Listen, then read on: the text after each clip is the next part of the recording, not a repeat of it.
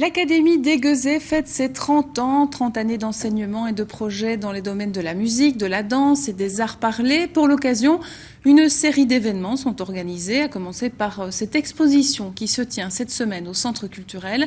Sophie Brodecorons et Thibaut Crépin ont assisté à son vernissage, l'occasion de tendre le micro à celles et ceux qui ont contribué ou qui contribuent encore au succès de l'Académie. Une exposition de gravure pour le 30e anniversaire de l'Académie, pourquoi pas? Pour l'occasion, ce sont toutes les formes d'art qui sont mises à l'honneur. Et c'est bien sur cet aspect que repose d'ailleurs la philosophie de l'Académie, le respect de l'art, tout domaine confondu, l'ouverture aux autres et l'encouragement à la création.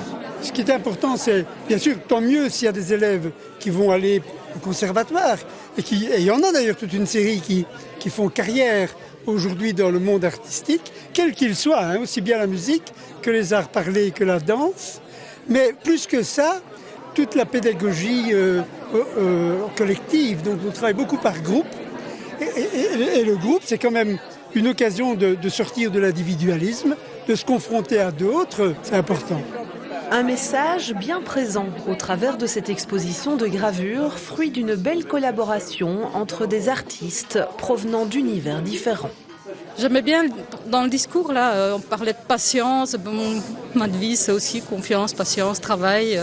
Et voilà, c'est d'aller vers l'autre et de susciter des collaborations.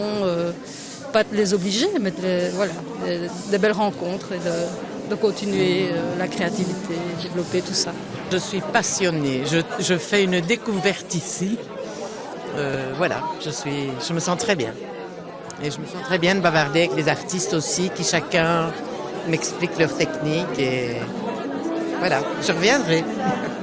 Et Gueuset a vraiment de la chance d'avoir une école comme ça ici, parce qu'en fait, quand il y a une académie avec une telle qualité pour moi, c'est surtout de laisser vivre la musique. En fait, c'est vraiment une académie où il y a une invitation à faire des ponts tout le temps entre les musiciens et aussi avec des plasticiens, puisque c'est ça la particularité de cette fête aujourd'hui, c'est que c'est une exposition qui rend quelque part hommage à une école de musique, donc c'est chouette.